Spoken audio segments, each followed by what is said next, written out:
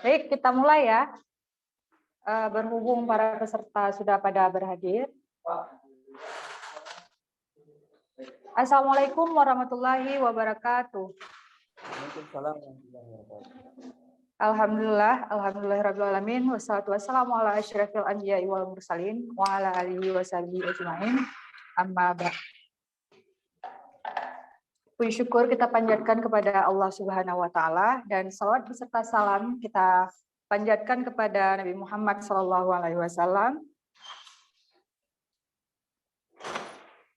Adapun hari ini kita akan melanjutkan kegiatan kita dengan materi yaitu keistimewaan Aceh di bidang hukum. Di sini juga telah berhadir Bapak pemateri kita. Sekilas saya bacakan biodata beliau.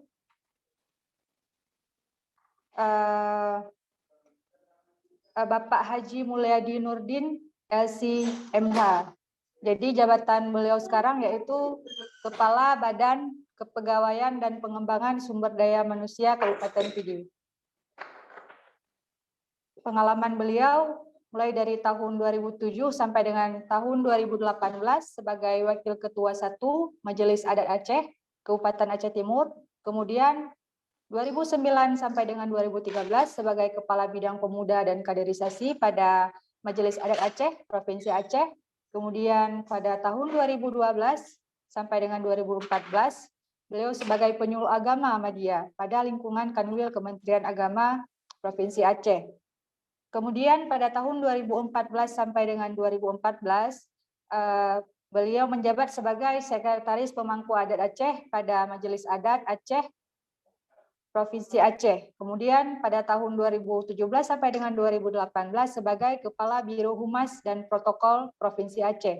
Pada tahun 2019 sebagai Sekretaris Lembaga Penelitian dan Pengabdian kepada Masyarakat pada IAIN Zawiyah Cotkalangsa. Kemudian pada tahun 2021 sampai dengan sekarang yaitu sebagai Kepala Badan Kepegawaian dan Pengembangan Sumber Daya Manusia Kabupaten Pidi. Baik, tanpa memperpanjang mukadimah, langsung kita bersiap-siap mendengarkan materi dari Bapak Mulyadi Nurdin.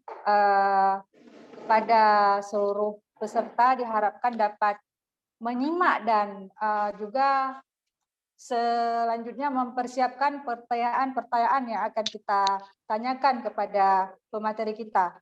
Untuk Bapak pemateri kita berikan waktu sampai jam 15.30. Baik, langsung saja kepada Bapak pemateri kita persilahkan.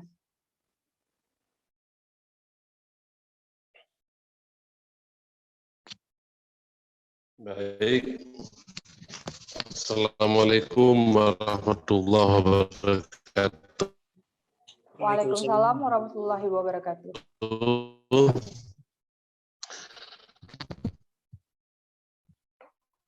Maaf ini di tempat saya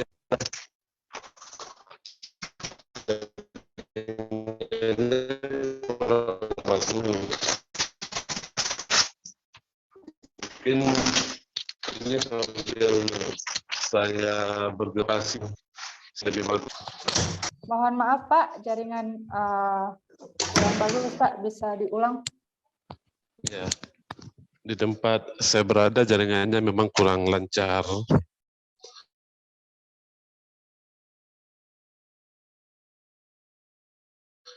Ini di lokasi lain aja sambil mencari lokasi yang jaringannya lebih baik. Baik Pak, ditunggu Pak.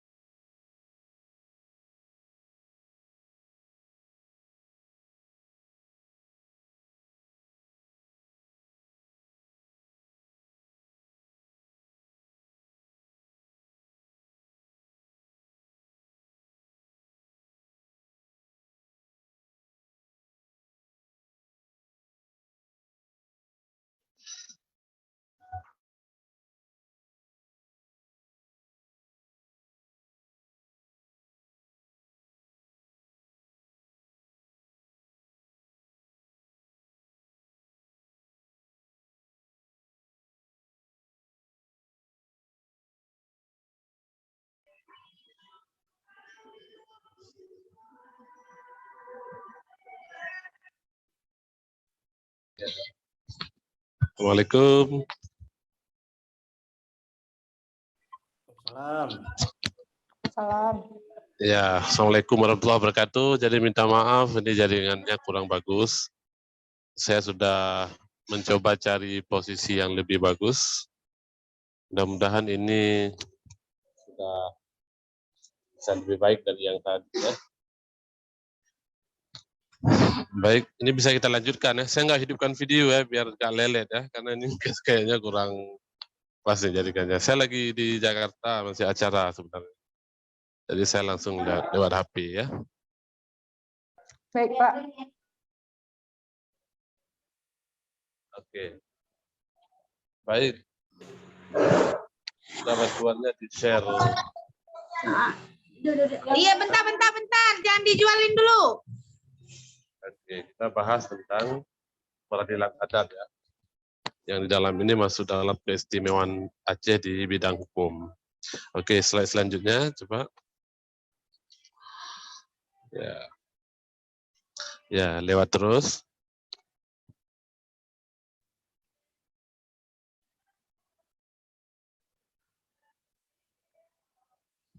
Oke, keistimewaan Aceh di bidang hukum itu kan ada dua. Di bidang hukum Islam dan hukum adat. Oke, lanjut. Kalau di bidang hukum Islam, di bidang syariat Islam, itu referensinya dengan adanya Undang-Undang Nomor 11 Tahun 2006 tentang Pemerintahan Aceh, Undang-Undang Nomor 44 Tahun 1999 tentang Penyelenggaraan Keistimewaan Provinsi Daerah Istimewa Aceh, Undang-Undang Nomor 18 Tahun 2001 tentang otonomi khusus bagi Provinsi Daerah Istimewa Aceh. Kemudian ada Kanun Nomor 11 2002 tentang pelaksanaan syariat Islam di bidang akidah, ibadah, dan syariat Islam. Kemudian ada Kanun Provinsi Aceh Nomor 10 Tahun 2002 tentang peradilan syariat Islam. Kemudian ada Peraturan Daerah Provinsi Aceh tahun 2000 tentang pelaksanaan syariat Islam. Next, lanjut. Ada Kanun Nomor 13 tentang Maisir. Ya. Tidak ada Kanun Nomor 2, Kanun tentang minuman khamar dan seterusnya. Dan ada Kanun Nomor 14 tahun 2003 tentang khalwat. Ada Kanun Nomor 7 tahun 2013 tentang hukum acara jinayah. Ini tentang hukum acaranya. Dan tentang hukum jinayahnya Kanun Nomor 6 tahun 2014. Kemudian Kanun Aceh 2014 tentang pokok-pokok syariat Islam. Kemudian juga ada Kanun Nomor 11 tahun 2018 tentang lembaga keuangan syariah, dan banyak lagi kanun yang lain terkait dengan hukum syariat. Selanjutnya lewat.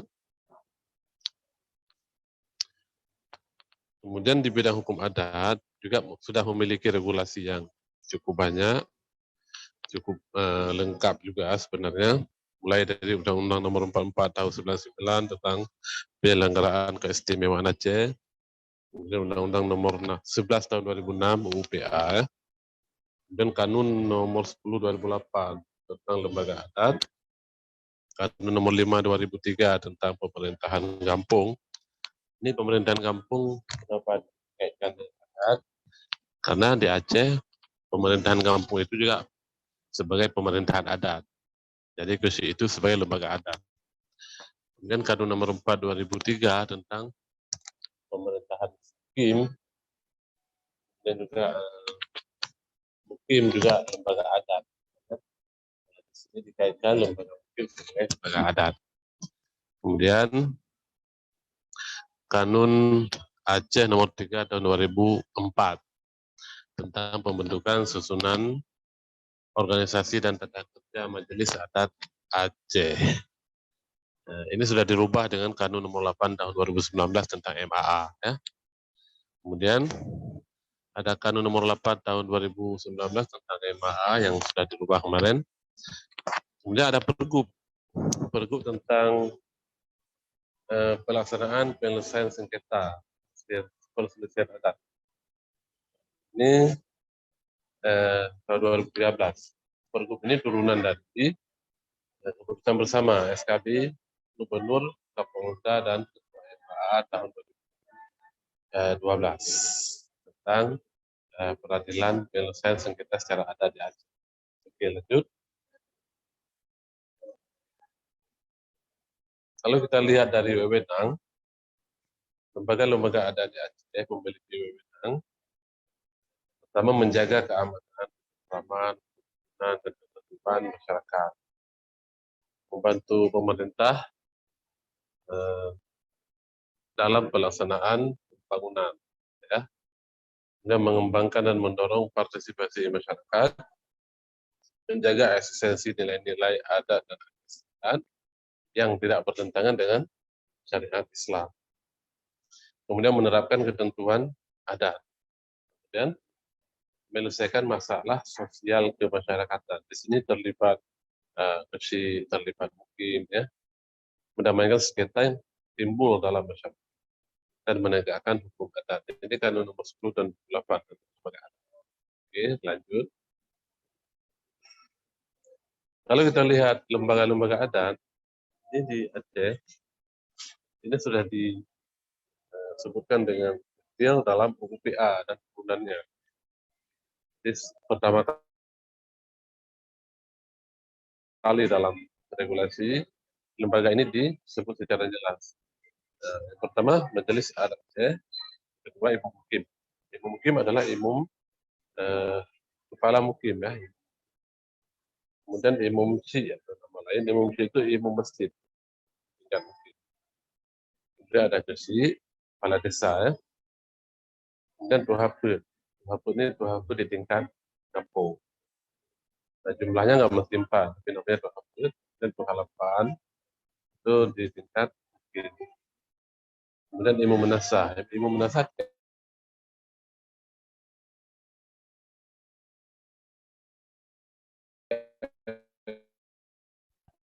Jajaran Belang ini yang mengurus sawah.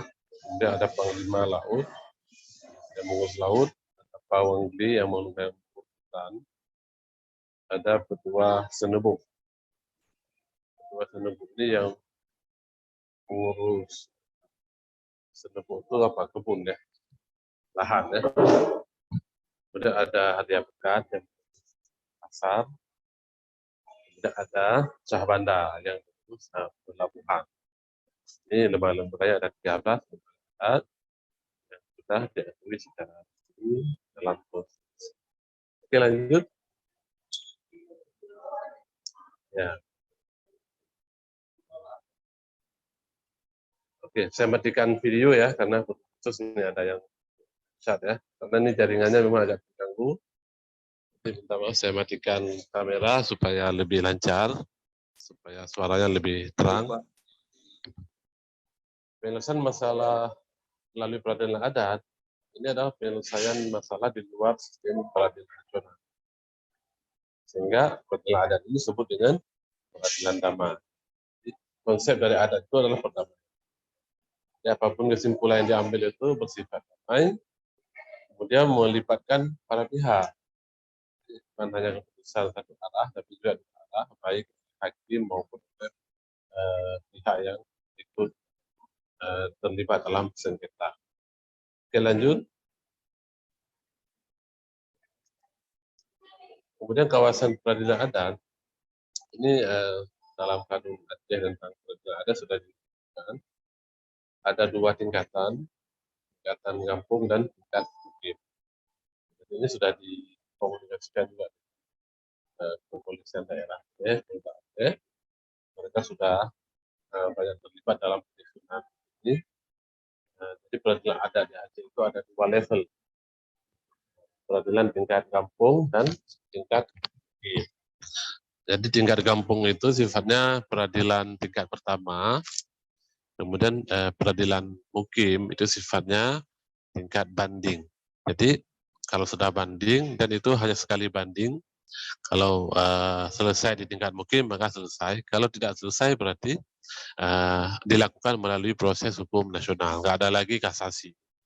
Ini perbedaannya ya, kita hanya ada 2 tingkatan. Oke, lanjut. Ya, oke. Ada 18 poin kasus-kasus yang dapat diselesaikan secara adat. Pertama, perselisihan dalam rumah tangga. Kedua, sengketa antara keluarga yang berkaitan dengan faraid. Yang ketiga, perselisihan antar warga. Ini semuanya dalam skala kecil. Ya. Kemudian khalwat mesum. Kemudian perselisihan hak milik. Pencurian dalam keluarga, ini juga masih kategori ringan, dipiring, tindak pidana ringan. Perselisihan harta seharkat, pencurian ringan, pencurian ternak peliharaan, pelanggaran adat tentang ternak, pertanian, dan hutan, persengketaan di laut. Nah, ini di cari ikan, ya, nelayan, itu ada peradilan adat lautnya, persengketaan di pasar, kemudian penganiayaan ringan, pembakaran hutan dalam skala yang merugikan komunitas adat, pelecehan, fitnah, hasud, dan pencemaran nama baik, skala ringan, pencemaran lingkungan, ancam mengancam, itu juga yang sifatnya ringan ya. Perselisihan lain yang melanggar adat dan adat istiadat. Ada 18 item yang dapat diselesaikan secara adat. Oke, lanjut. Jenis-jenis sanksi adat, ada 11 tingkatan, 11 jenis sanksi adat yang dapat diberikan. Pertama, nasihat.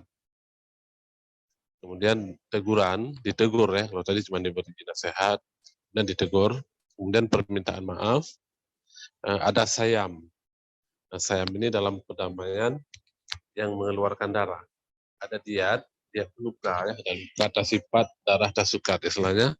Kalau ada luka berarti disesuaikan balasannya dengan ukuran luka atau cedera yang dialami. Ada denda itu juga sebenarnya diat juga, beda istilahnya. Ganti kerugian, ada kerbau makan padi, ganti kerugian berapa, itu disepakati. Kemudian ada dikucilkan oleh masyarakat, kampung atau nama lain. Nah, dikucilkan berarti ini kan sering nih di kampung ya, dia tidak dilibatkan dalam kegiatan sosial, tidak dihadiri kalau buat acara, tidak diundang kalau orang lain buat acara dan sebagainya. Nah, kemudian ada juga dikeluarkan dari masyarakat kampung, diusir. Jadi kalau sudah parah. Ada namanya pencabutan gelar adat, kemudian ada sanksi lain sesuai adat setempat. Ini relatif. Karena antar kampung, antar daerah itu kan adatnya banyak, berbeda-beda. Jadi tidak disebutkan secara detail di sini, diberi ruang untuk penyesuaian kearifan lokal setempat. Oke, lanjut. Sanksi yang tidak dibolehkan. Yang tidak dibolehkan disebut khusus karena ketika awal-awal mulai berlakunya syariat Islam di Aceh dan juga berlakunya sanksi adat, seolah-olah semua tindakan di kampung itu disebut dengan hukum adat. Nah, akhirnya dalam SKB Gubernur, MAA, dan Polda pada tahun 2011 itu dibuatlah semacam SKB, keputusan bersama, ada beberapa sanksi yang tidak boleh. Yang pertama sanksi badan, tidak boleh dipukul, tidak boleh disiksa. Kemudian penjara tidak boleh kalau dalam hukum adat ya. Kemudian tidak boleh memandikan dengan air kotor maupun air bersih. Ini kan sering dulu orang dimandikan di air paret, dimandikan dengan air ulah nasah, itu kan sering. Ini nggak boleh. Karena sudah jelas dinyatakan di mencukur rambut, itu kan banyak tuh. Terus wanita dicukur rambutnya, menggunting pakaian juga sering itu. Sekarang sudah nggak ada lagi. Menyakiti anggota badan, dan sebagainya. Dan melakukan tindakan lain yang mengurangi pendapat atau tidak sesuai dengan nilai-nilai. Ini dipertegas supaya tidak terkesan hukum adat itu nggak punya patronnya, jadi suka-suka. Ini dibuat lain. Ini yang sudah kedapatan, ya dipertegas. Dalam hal ini sudah dibuat SKB, keputusan bersama antara Gubernur dengan Kapolda Aceh terkait dengan pelaksanaan penyelesaian sengketa secara adat. Karena kalau tidak melibatkan pihak hukum, ini nanti tidak bisa dijalankan. Karena kalau kepolisian kan sering berpedoman pada KUHP. Kalau kita tidak join, tidak sinkronkan dengan mereka, jadi mereka tetap menggunakan KUHP. Karena kasus ini juga pada prinsipnya boleh diselesaikan secara KUHP. Tapi dengan adanya SKB ini, Polda Aceh sejak tahun 2012 itu sudah sepakat MHA dan Gubernur untuk memberi waktu. Yang pertama, sengketa peradilan di tingkat kampung dan bersifat ringan.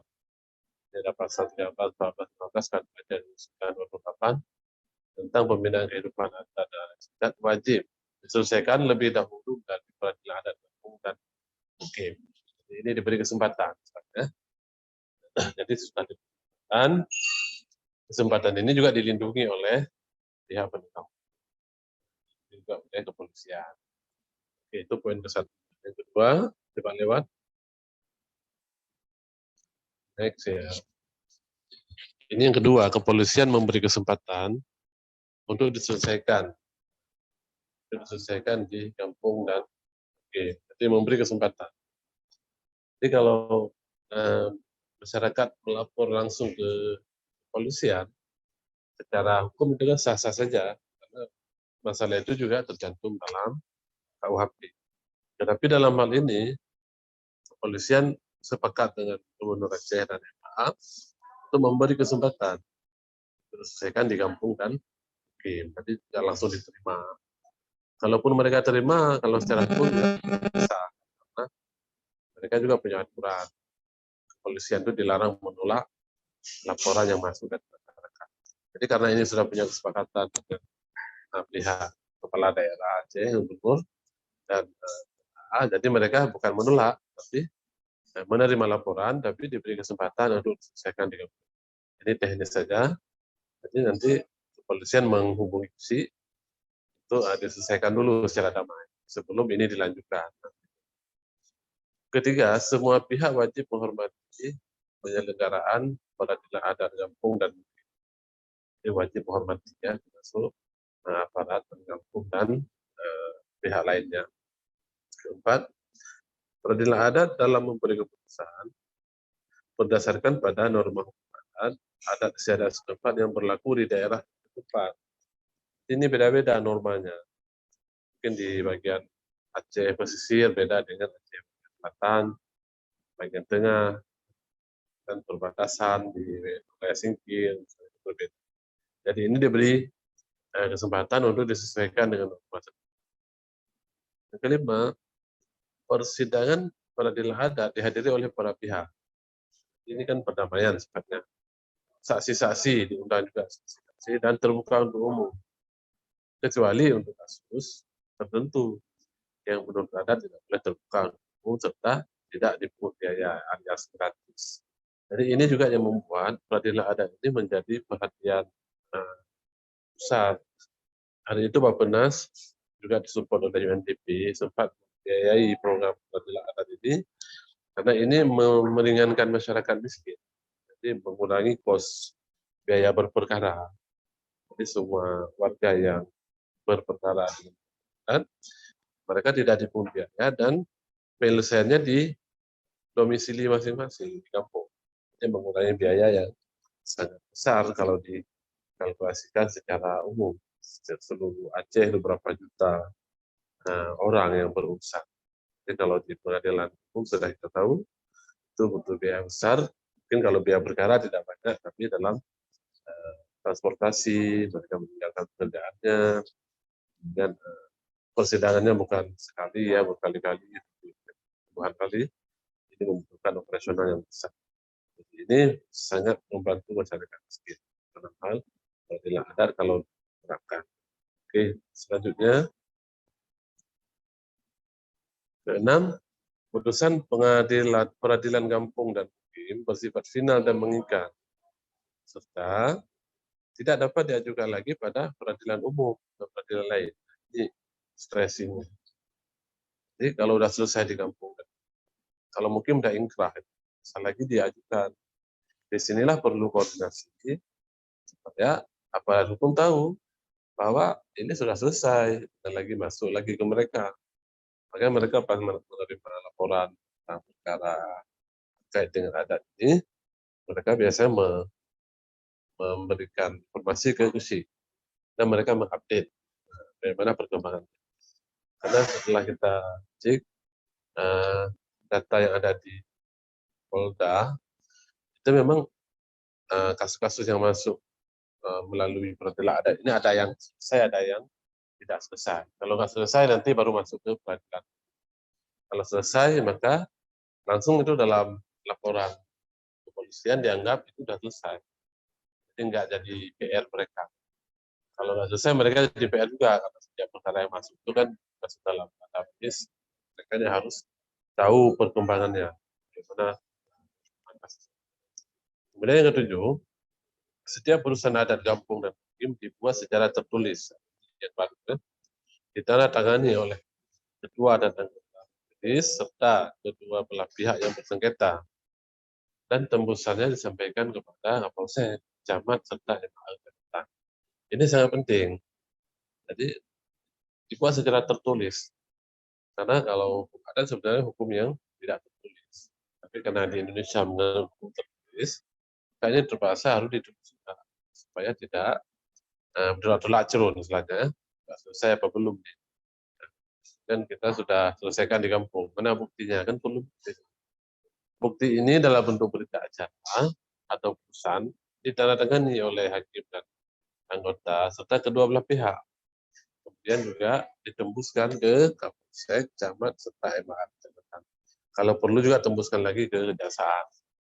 Nah, ini benar-benar nanti terlindungi. Kalau tidak nanti secara diam-diam orang ini melapor lagi ke pihak penegak hukum tanpa pemberitahuan bahwa ini sudah selesai. Akhirnya mengulangi hal yang sama yang sebenarnya tidak perlu ditangani lagi. Kemudian ke-8, penyelenggaraan peradilan pada kampung dilarang memberi putusan sanksi badan. Ini penegasan dan seperti pidana penjara, membersihkan dengan air yang kotor, mencukur rambut, pakaian dan bentuk lain yang bertentangan dengan nilai-nilai Islami. Jadi nggak boleh sanksi fisik. Silakan sanksi-sanksi adatnya banyak jenisnya, yang penting memberikan efek sosial. Oke, lanjut. Ke-9, perkara yang diselesaikan di tingkat hakim adalah perkara yang tidak selesai di tingkat kampung. Ini kan penting. Pertama, jangan langsung ke mukim, jadi undang-undang dekat mukim langsung bawa ke mukim, boleh kampung dulu, saya baru bawa ke mukim. Ini sebenarnya otoritas yang cukup besar ya di tingkat mukim, ya. Tinggal bagaimana kita memfungsikannya saja. Kemudian pemerintah Aceh dan pemerintah Kabupaten membina dan mengawasi pelaksanaan peradilan adat dan mukim. Jadi provinsi dan kabupaten itu wajib membina, menyediakan kalau pembinaan, maka menyediakan dana yang memadai untuk pelaksanaan peradilan adat kampung dan mukim. Jadi ini pengadilan secara damai, jadi mungkin anggaran tidak terlalu besar, tapi perlu penguatan kapasitas dari tokoh adat di tingkat kampung dan mungkin sekarang Kursi belum semua tahu kalau mereka adalah hakim adat. Jadi Kursi itu hakim kedua. Cuman karena dengan kondisi sekarang, kita kan lebih sibuk dengan hal lain. Sehingga Kursi itu yang nggak terlalu paham kalau fungsi dia ada dua, fungsi pemerintahan dan fungsi adat. Fungsi adat ini perlu ada pembinaan dan juga pengawasan kalau pekerja adat, baik di tingkat kampung maupun 11 Kapolda dan Ketua MA serta seluruh jajarannya provinsi dan kabupaten kota berkewajiban memberi bimbingan, pembinaan dan pengembangan dan pengawasan materi-materi hukum adat dan administrasi peradilan adat sesuai dengan tatanan dan asas dan peradilan masyarakat. Jadi materi ini perlu diberikan secara rutin. Dan ini cukup banyak pekerjaannya kalau kita. Kita kalau kampung aja hampir berapa 7.000 ya. Oke. Jadi 7.000 ketua pengadilannya harus sosialisasi. Selama ini mungkin MA sudah melakukan, tapi belum semua kampung dia mendapatkan. Artinya masih menjadi PR bersama. Dan pemerintah Aceh dan pemerintah dapat membantu pembiayaan administrasi untuk penyelenggaraan peradilan di kampung dan mungkin sesuai dengan daerah. Jadi boleh menyediakan anggaran pengadilannya. Dulu pernah dibuat di beberapa kabupaten, mereka disiapkan anggaran, pernah di Rusmawi, pernah juga di Banda Aceh, masalah saya ada dua anggarannya. Misalnya satu kasus diberikan subsidi atau alokasi dana, ini kan untuk biaya sidang, ada biaya makan minum, naik sana, dan kalau mungkin bisa honor juga sebagian rangka kan sidang tersebut. Ini bisa dilanjutkan. Ini kan kekhususan ya, hanya ada di Aceh, ada di tempat lain. Kalau ini nggak dibolehkan, nanti kalau kekhususan ini nggak ada lagi, kita baru tahu mana hak kita, kekhususan kita. Ini mumpung lagi diberikan, tapi maksimalkan. Oke, lanjut. Slide selanjutnya ke-13. Majelis Peradilan Adat Kampung dan tata cara penyelesaian berpedoman pada Kanun Aceh nomor 9 tahun 2008 tentang pembinaan keluarga adat dan adat istiadat dan peraturan Gubernur Aceh nomor 25 tahun 2011 tentang pedoman umum kepada pemerintah. Kemudian setelah ada MOU SKB ini, ada juga satu lagi peraturan Gubernur tentang tata cara penyelesaian sengketa adat. Ini berlaku sejak 20 Desember tahun 2011. Jadi seingat saya sejak berlakunya SKB ini, tradisi yang dulunya misalnya orang yang ditangkap oleh warga dibandingkan dengan foto digunting rambutnya, kemudian digunting bajunya itu berkurang drastis. Sampai sekarang kayaknya nggak ada lagi. Artinya lumayan lah, lumayan efektif. Semua sudah tahu bahwa hal seperti itu tidak dibolehkan. Oke, lanjut selanjutnya. Tata cara pelaksanaan peradilan adat ini sinkron dengan kebijakan kepolisian.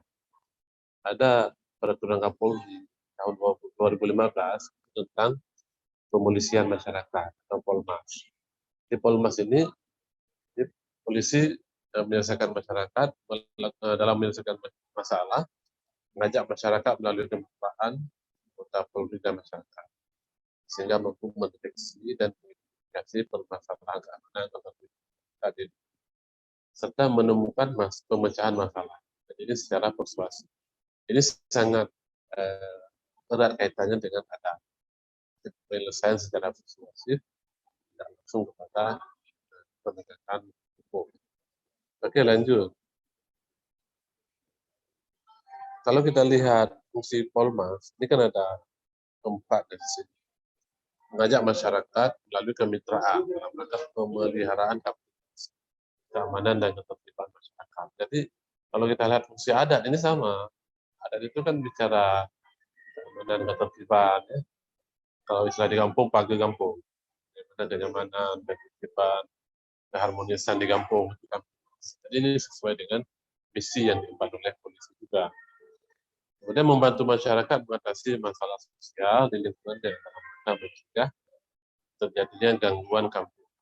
Jadi mencegah, mengatasi masalah sosial, mencegah terjadinya gangguan kampung. Dan ini juga dilakukan di adat. Jadi di kampung itu kan fungsinya memang seperti itu.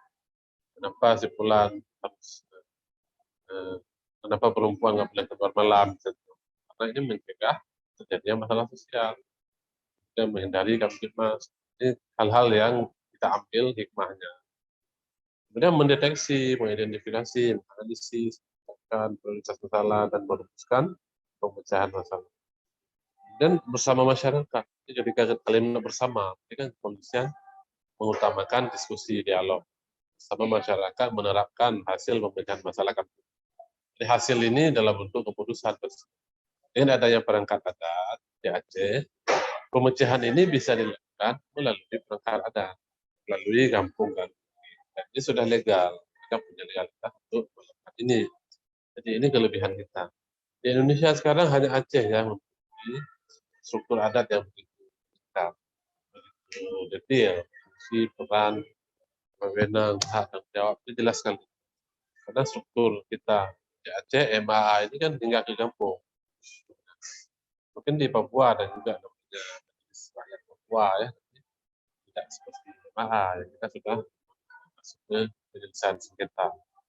Mungkin di beberapa daerah ada juga namanya lembaga adat yang tidak masuk dalam konstitusi seperti Sumatera Barat dan sebagainya.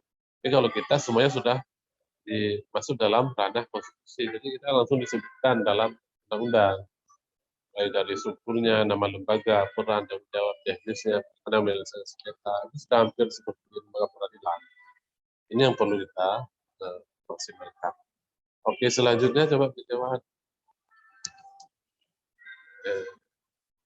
Kemudian kepolisian dalam melaksanakan Polmas, mereka membentuk namanya pilar Polmas. Pilar ini ada di tingkat provinsi, kabupaten, kecamatan, desa, dan kelurahan di Lampung. Ini saya lihat kalau di kepolisian mereka sangat aktif. Kebetulan kami juga dalam beberapa diskusi dan sosialisasi Polmas dilibatkan oleh pihak Polda dalam menyampaikan sosialisasi ini. Artinya Polda juga serius melakukan sosialisasi Polmas. Sepertinya kalau di tingkat kepolisian sampai ke Polsek itu mereka sudah tahu dengan adanya Polmas ini juga bagian dari program mereka untuk berkolaborasi dengan lembaga adat. Jadi ini sudah saling membutuhkan antara kepolisian dan lembaga adat. Selanjutnya coba lewat next slide ya. Oke. Kalau kita lihat struktur yang ada di Polmas, itu di tingkat provinsi, itu ada Polmas provinsi. Yang keduanya adalah Kapolda, ya. Nah, itu melibatkan Forkopimda. Ada tokoh masyarakat, tokoh agama, tokoh adat, pimpinan media, sejawat, pimpinan LSM, Polmas, kemudian pimpinan organisasi pemuda, kemudian pimpinan organisasi perempuan. Jadi ini dalam rangka pencegahan dan penerapan Kamtibmas. Selanjutnya kita lihat pilar Polmas di tingkat kabupaten. Next slide coba lewat. Ya, ini kabupaten juga terlihat strukturnya sama. Nah, di sana kan ketuanya Kapolres. Pilarnya adalah Kapolres yang melibatkan pimpinan Forkopimda, tokoh masyarakat, tokoh agama, tokoh adat, pimpinan media massa, penelitian, dan pimpinan LSM, pimpinan organisasi pemuda, dan juga pimpinan organisasi perempuan. Yang semua terlibat. Oke, selanjutnya, next slide selanjutnya. Ya, di tingkat kecamatan juga sama. Itu ketuanya Kapolsek, pilar Polmasnya Kapolsek, juga melibatkan tokoh-tokoh yang ada bersama dengan tingkat tingkat kabupaten dan provinsi. Turunannya lagi sampai ke desa. Oke, slide selanjutnya, pilar formal di tingkat desa. Lanjut. Coba lanjutkan slide-nya. Kalau di desa, ini melibat kepala desa. Kepala desa itu kalau di Aceh kan kecil, itu tokoh adat. Dia adalah hakim adat. Ini LKMD. Kalau kita Duhapil, Duhapil itu adalah lembaga adat. Jadi kalau nanti dalam peradilan adat, itu ada namanya hakim adat. Hakim ketuanya adalah kecil. Jadi Duhapil ini jadi hakim anggota. Kemudian dalam strukturnya nanti sekdes menjadi panitera. Jadi struktur seperti itu. Jadi dibuat proses di pengadilan umum. Dan ilmu menasah juga masuk dalam hakim anggota. Jadi ketua hakim adalah kecil, dan anggotanya adalah ketua umum sama Duhapil, kemudian paniteranya adalah sekdes. Jadi kalau kita lihat pilar Formas, ini di dalamnya ada kepala desa, ada LK, ya, desa. Jadi kan kalau di kita Duhapil itu masuk dalam ranah perangkat adat. Dan tokoh masyarakat, tokoh agama, kalau di kita ada umum itu masuk tokoh adat, otomatis pimpinan media, kemudian Jawa, dan organisasi pemuda dan organisasi perempuan. Jadi ini sudah sangat dekat secara struktur antara program yang ada di kepolisian dengan program yang ada di hukum adat. Jadi kalau kita optimalkan, kalau di tingkat desa tadinya ketua pengadilannya, ketua hakimnya adalah KUSI, dengan anggotanya ibu dan Duhapil, dan paniteranya adalah sekdes yang mencatat. Di tingkat mukim juga sama. Di tingkat mukim ketua hakim ketuanya adalah ibu mukim, kepala mukim, ya, Pak Mukim kalau Pak Mukim. Kemudian hakim anggotanya itu imum masjid. Kemudian halapan itu kan para legislatifnya mukim. Kemudian paniteranya adalah sekdes mukim. Jadi itu sudah ex officio. Jadi mereka lah perangkat peradilan di tingkat. Jadi nanti tinggal bagaimana susunan dalam beracara, dalam persidangan itu disusun saja, nggak mesti kaku. Walaupun MHA pernah buat semacam layout lah, ada tempat duduk, ada hakim ketua di depan, kayak suasana dalam pengadilan. Tapi itu nggak kaku, yang penting struktur ini ada dalam persidangan. Kita lanjutkan ke slide selanjutnya. Nah, jadi kalau filosofi dalam adat waktu meruhum hukum Pak Syiakwala, kanun Mbak Petrofang, Resam Pak Laksamana. Itu filosofi ya. Walaupun secara kalimat per kalimat ini nggak bisa kita pahami. Nah, ini kan orang udah meninggal semua kan. Yang ada sama kita apa? Artinya ini nilainya yang ada sama kita. Kalau Potemurhum sudah nggak ada, Syiakwala sudah nggak ada, Petrofang sudah nggak ada kan, Resam Laksamana sudah nggak ada. Tapi filosofi itu yang menjiwai adat di Aceh. Kemudian ada kalimat dari Iskandar Muda, mati ane mupajirat, mati adat patamita. Ini kalimat dari Iskandar Muda. Jadi kalau adat ini memang menjadi ruh dari semangat masyarakat Aceh. Oke, selanjutnya dilewati slide selanjutnya. Ini suasana mungkin kalau peradilan adat atau musyawarah adat, ya duduk melingkar boleh, duduk di atas kursi meja boleh. Penting unsur-unsur yang tadi kita sebutkan ada dalam susunan musyawarah ini. Oke, selanjutnya. Ya, saya pikir ini presentasinya. Ini minta maaf saya nggak bisa hidupkan kamera karena suara akan putus-putus, kata kawan kita. Kalau kamera ini terpaksa kita off-kan biar suaranya masuk walaupun gambarnya tidak. Saya rasa demikian. Kalau ada diskusi dipersilakan. Oke, baik. Terima kasih kepada Bapak pemateri kita, Bapak Haji Mulyadi Nurdin LCMH, yang telah memberikan materi yang sangat berguna ya dan bermanfaat buat kita sebagai masyarakat yang hidup berdampingan ya. Ini khususnya tentang keistimewaan Aceh di bidang hukum, yaitu hukum adat. Ternyata memang sangat banyak sekali, baik itu aturan-aturan tentang lembaga-lembaga adat, juga berbagai macam cara penyelesaiannya, mulai dari tingkat provinsi, juga kabupaten, sampai dengan tingkat desa. Jadi ternyata setelah kita pelajari dari materi-materi yang telah Bapak berikan tadi, memang sangat banyak yang tidak kita ketahui sebagai masyarakat ya.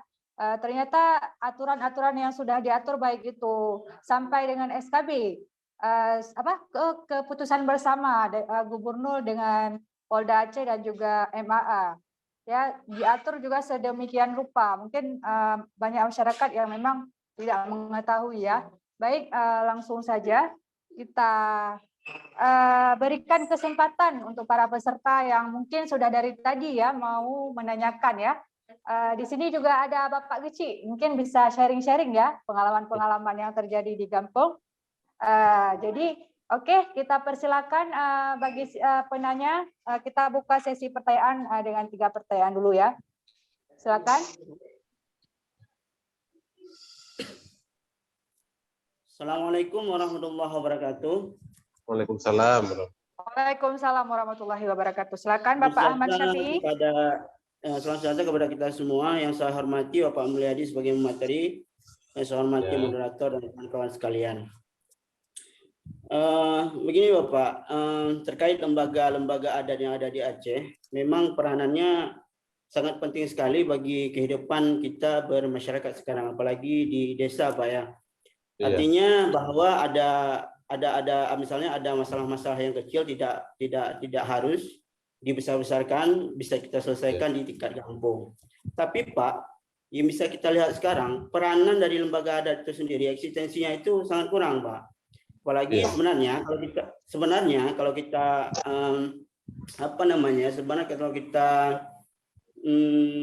terjun langsung ke desa, misalkan dengan anggaran dana desa yang cukup besar sekarang, bahwasanya lembaga-lembaga adat yang ada bisa kita optimalkan dengan anggaran desa yang ada. Namun di lapangan, ini maaf nih, kecil-kecil ya kan, kecil-kecil tidak mau menarik sedikit dananya untuk misalnya kita buat semacam peralihan adat yang ada di Aceh. Khusus ini Pak, saya pengalaman di pemberdayaan di bidang ini ada lama mengikuti program PDMIP namanya ya Pak, program petani pemakai air. Kalau di nasional petani pemakai air namanya. Kalau di Aceh Kecerumbang. Dari sekian pendampingan yang kita lakukan, Kecerumbang itu ada memang di masyarakat kita, tapi dia tidak ada semacam eksistensinya kurang Pak. Eksistensinya tidak terlihat sama sekali. Akhirnya kita masuk dalam program itu, kita melakukan pembinaan dan segala macam ya, supaya mereka bisa mandiri dengan istilahnya dengan kita melakukan formula dan mereka harus punya anggaran walaupun tidak disuntik dengan dana desa. Mereka mengambil PADI namanya Pak ya, PADI satu rantai itu kami buat dua bambu ya dalam satu rantai itu. Alhamdulillah untuk DI Jemurahat Idi Raya, kecamatan Idi Raya, alhamdulillah sekarang mereka sudah eksis Pak, sudah eksis walaupun tidak dibantu dengan dana desa. Saya kira gini Pak, ada semacam bagaimana caranya lembaga-lembaga adat ini bisa eksis Pak di desa, dengan keterlibatan kita juga, bisa katakan keterlibatan kita paralegal juga untuk sama-sama memberikan memberikan formula untuk supaya peralihan adat ini bisa eksis di desa gitu Pak. Dan juga peran pemerintah juga Pak, pemerintah juga khususnya MAA untuk lebih sering nih Pak, lebih sering ke kabupaten atau desa untuk mensosialisasikan ini Pak, supaya khususan Aceh ini tidak padam atau cuma simbolnya aja gitu Pak. Itu aja Pak. Terima kasih dari saya. Assalamualaikum warahmatullahi wabarakatuh. Waalaikumsalam. Waalaikumsalam warahmatullahi wabarakatuh. Mungkin dari tadi Bapak Muhammad Damanhuri sudah mengacungkan tangan ya. Kita persilakan kepada Bapak Muhammad Damanhuri.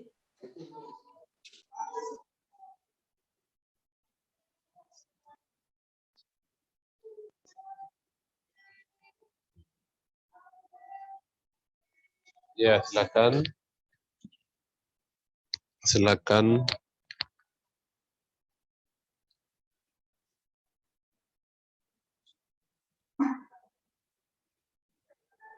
Baik, Bapak Damanhuri, silakan menanyakan pertanyaan.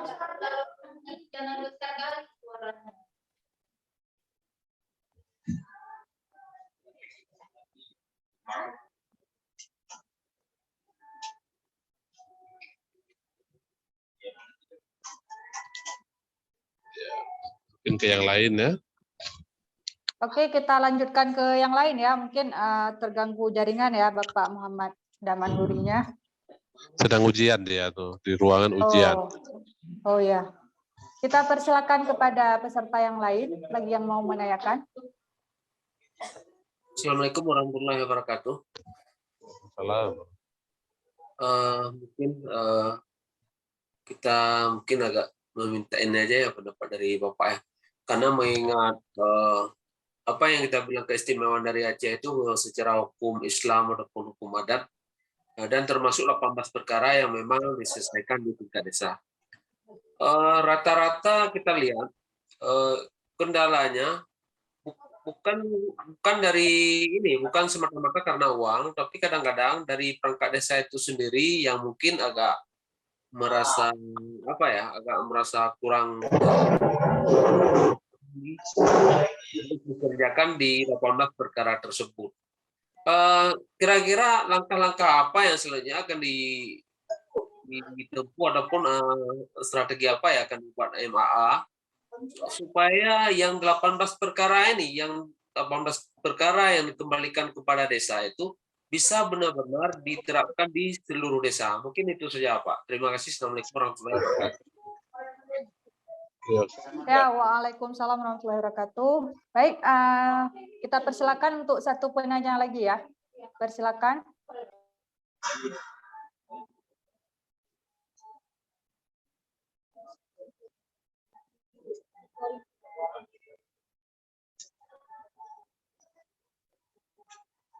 Dari ibu-ibu mungkin.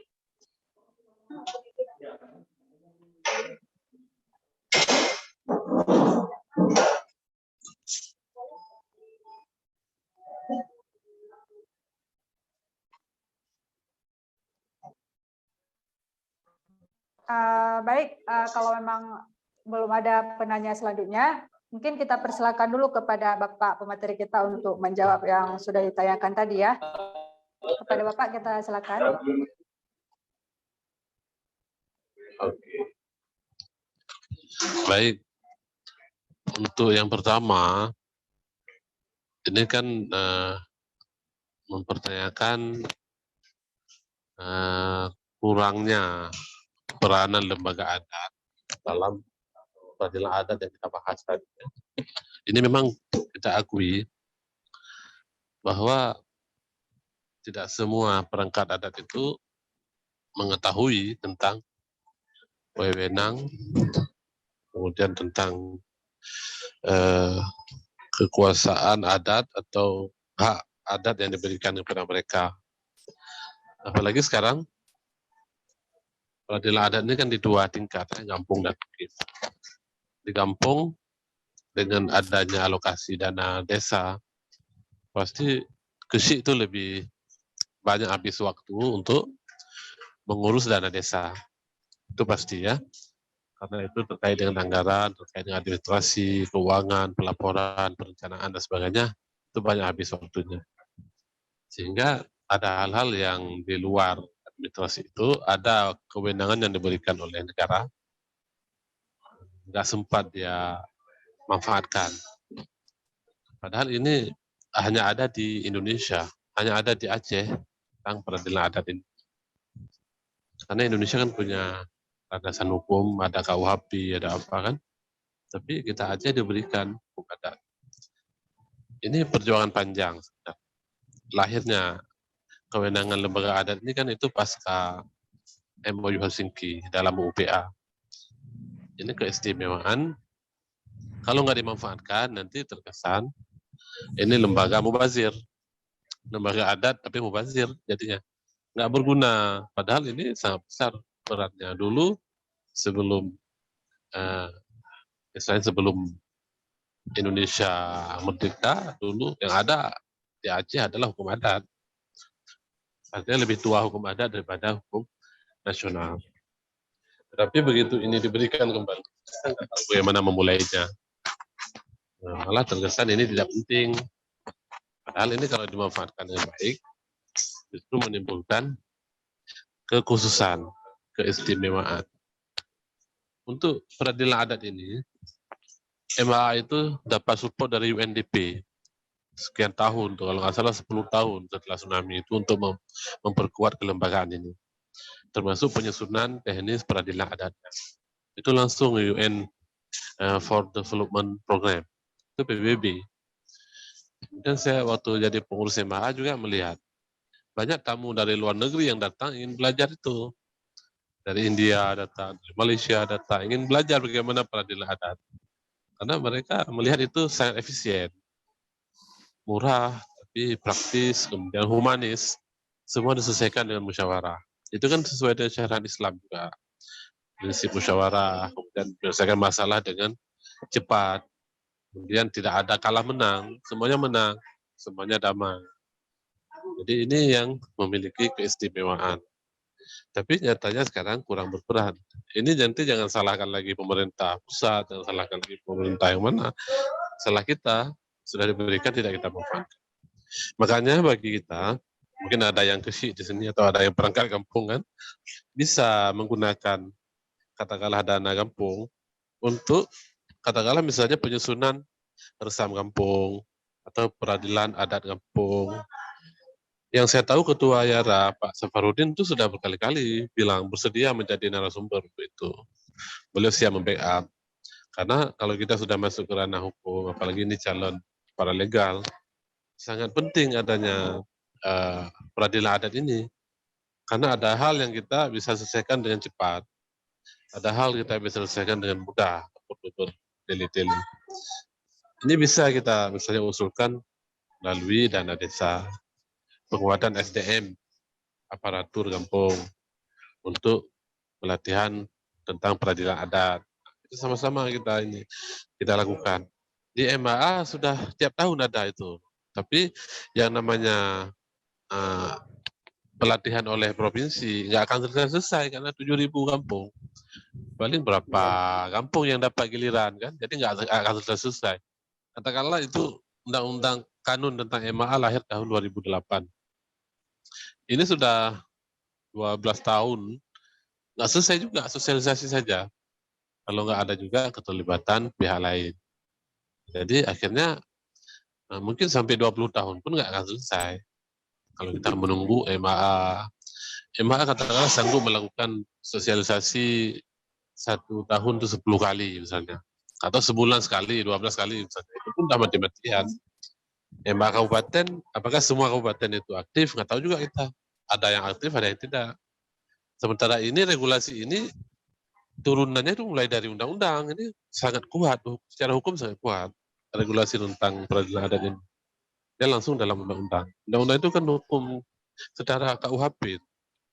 Jadi ini sangat kuat, langsung di bawah undang-undang dasar. Jadi ini tidak lemah. Yang melemahkan itu sebenarnya kita sendiri. Kita tidak mencoba memperkuat. Coba kita pahami bahwa ini dilindungi undang-undang, ada turunannya berupa kanun, ada turunannya berupa pergub, ada turunannya berupa SKB dengan Polda. Kemudian kita coba sambungkan dengan perpolisian masyarakat. Ini nggak ada istilah nggak jalan sebenarnya. Tapi karena kita semuanya sibuk, banyak sibuk kita ya. Belum lagi ada belum lagi ada persengketaan di Misalnya ketua MA provinsi nggak selesai. Belum lagi itu terbawa lagi dalam suasana ini. Nah, ketua MA Pak Abad apa Pak Farid misalnya ini masih debat juga. Dan ada gugatan ke Mahkamah Agung, ada PT-UN dari Pak Abad. Ternyata menang Pak Abad. Ini kan kondisi ini membuat jangankan menyelesaikan perkara adat yang begitu besar, perkara MAA saja secara lembaga belum tuntas. Jadi kita sibuk dalam konflik. Akhirnya kita konflik terus ya.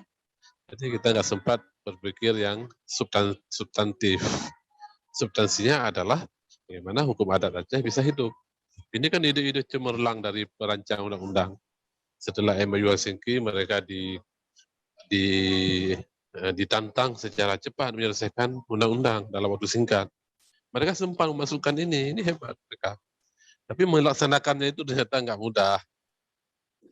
Ini tantangan bagi kita semua, termasuk kita lah. Saya pikir kawan-kawan Siara juga bisa mensupport kalau ada hubungan dengan apa untuk menghidupkan ini.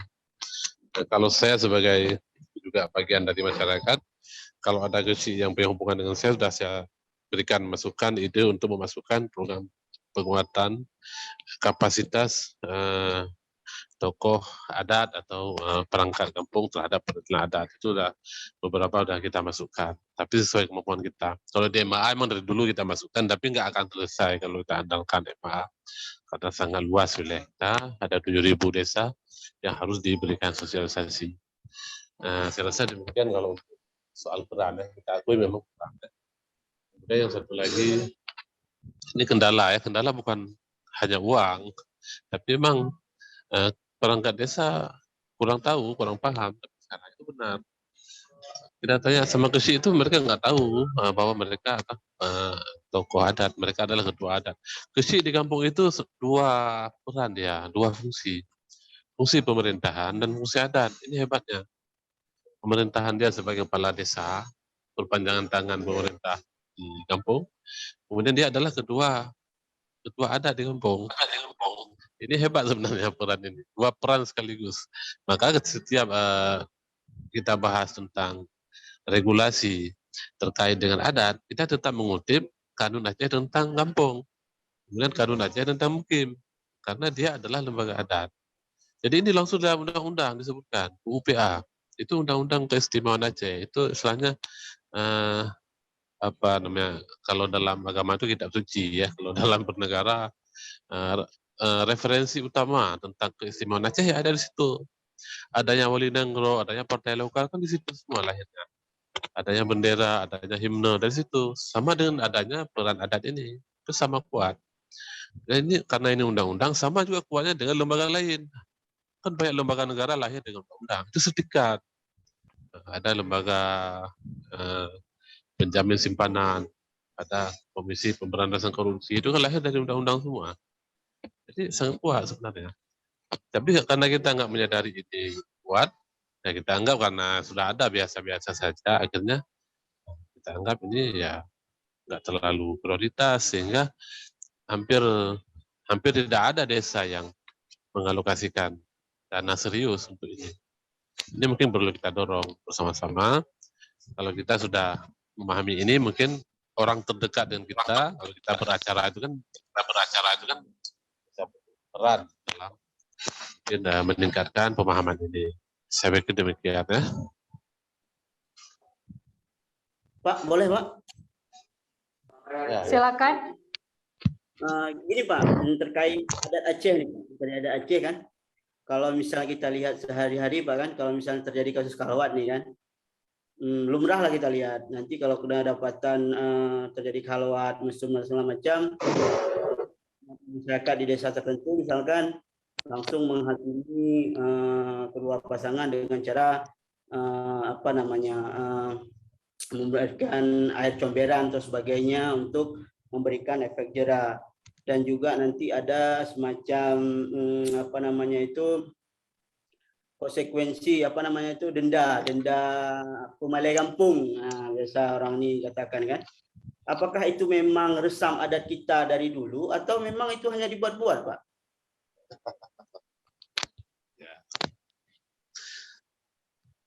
Ini langsung saya jawab aja ya. Kalau soal kaluat mesum itu memang masuk dalam ranah peradilan adat. Itu kan disebutkan dalam undang-undang bahwa itu boleh diselesaikan secara adat. Cuman dalam penyelesaiannya kan ada mekanisme peradilan adat itu musyawarah. Bahwa ke Menasah itu adalah pusat peradilan adat. Jadi pengadilannya itu di Menasah atau Balai, bukan di jalan ya. Jadi karena diselesaikan secara musyawarah kampung, itu di musyawarah dulu. Yang sifatnya spontan, tadinya kan itu kedapatan langsung dimandiin dengan air jemperan, itu kan spontanitas. Itu tidak dibolehkan. Maka dalam SKB dengan kepolisian itu dipertegas. Polda nggak mau itu terjadi. Kalau sudah diberikan wewenang ke lembaga adat, Enggak, maksudnya dari segi sejarah wewenang itu suka-suka, nggak boleh. Kalau Pak, sejarah dari segi- yang saya tahu dulu nggak ada kayak gitu. Malah kan mungkin siapa lebih tua kita nggak tahu kan. Yang saya ingat nggak ada kejadian begitu kan. Dan nggak ada dalam literatur Aceh yang meriwayatkan seperti itu. Ini spontanitas. Karena ini spontanitas kan tidak sempat berpikir misalnya.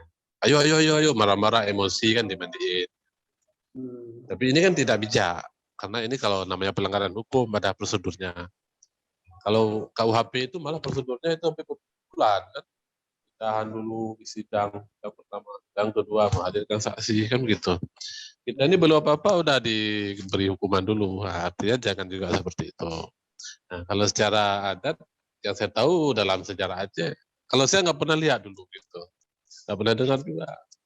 Nah, artinya nggak ada yang seperti itu. Ada memang dulu hukum-hukum adat, tapi tetap diselesaikan secara formal. Kita kan hukum adat di Aceh ini udah masuk hukum formal sebenarnya, walaupun masih di luar hukum peradilan nasional. Karena ini sudah masuk dalam regulasi, sudah masuk kategori hukum formal. Nah, inilah keunikan Aceh yang berbeda dengan daerah lain. Ini kita harus tahu daerah lain cemburu dengan kita, dengan Aceh. Ini Aceh semua bisa, dia bisa tegakkan syariat, bisa tegakkan adat. Jadi orang datang ke kita minta itu juga. Semua daerah minta hak itu. Karena mereka lihat kayaknya kita sangat fleksibel dalam hal ini. Kalau daerah lain kan nggak ada tuh, hanya ada cuman KUHP. Jadi mereka datang ke kita belajar, Aceh kok bisa? Nah, orang kita bilang karena Aceh lama konflik, ini bagian dari resolusi konflik, nah, ke sana larinya. Jadi ini kita bersyukur aja kita diberikan wewenang ini, tinggal bagaimana mengisinya dengan cara yang paling baik, paling arif, paling humanis lah, sehingga dapat memberikan contoh ke daerah lain dan juga mungkin dunia lain. Saya pikir begitu ya. Terima kasih, Pak. Oke, baik. Kita beri kesempatan satu pertanyaan lagi ya bagi yang ingin menanyakan. Silakan, ada? Mungkin Bapak Gishi mau sharing-sharing? Bapak Aulia Rahmat? Boleh tuh kalau dapat Gishi. Ya. Silakan Bapak Aulia Rahmat.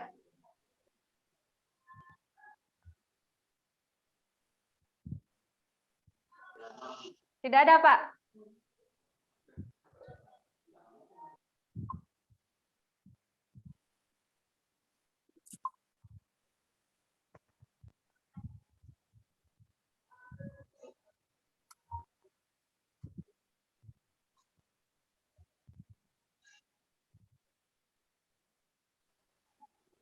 Oke, mungkin sudah tidak ada penanya lagi ya. Jadi bagi yang penasaran ataupun masih ada pertanyaan, cuman belum mau disampaikan sekarang, bisa peserta langsung menghubungi secara pribadi ya Bapak pemateri. Oke, jadi dari tadi sudah kita simak bersama bahwa memang tentang aturan adat ini sangat banyak sekali dan memang turunannya juga sangat banyak dan ini juga sudah mengikat ya. Cuman banyak sekali dari kita yang memang sama sekali tidak mengetahui bahwa aturan-aturan tersebut, ada juga tentang penyelesaian baik mekanisme dari hal terkecil apapun juga sudah diatur dalam aturan-aturan tersebut. Untuk kita bisa menjalankan peradilan adat di dalam desa, saya kira perlu adanya kerjasama ya antara pemerintah, baik itu MAA sendiri dan juga kepolisian dan juga kita masyarakat dan juga khususnya juga kepada Bapak Guci ya. Jadi kita harus saling memberikan pemahaman. Ini kan para rekan-rekan hari ini sudah mendapatkan beberapa materi ataupun informasi tentang peradilan adat, tentang hukum adat yang ada di Aceh ini. Jadi apabila ada misalnya ketidakseimbangan yang terjadi di masyarakat, kita minimal sudah bisa mensosialisasikan hal-hal tersebut ya. Saya rasa itu baik. Mungkin tidak ada lagi ya. Baik, kita ucapkan terima kasih kepada Bapak pemateri kita, yaitu Bapak Haji Mulyadi Nurdin LC.MH yang telah memberikan materi yang sangat bermanfaat kepada kita hari ini. Kita ucapkan terima kasih banyak. Mungkin selanjutnya kita akan sesi foto ya, foto bersama. Oke. Bapak moderator, Bapak moderator, operator.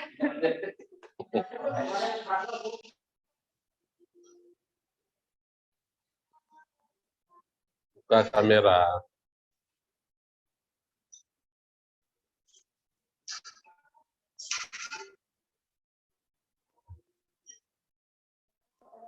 Oke, sudah. Baik. Terima kasih sekali lagi kepada Bapak Haji Mulyadi Nurdin LC.MH yang telah melangsungkan materi hari ini dari Jakarta ya Pak? Ya.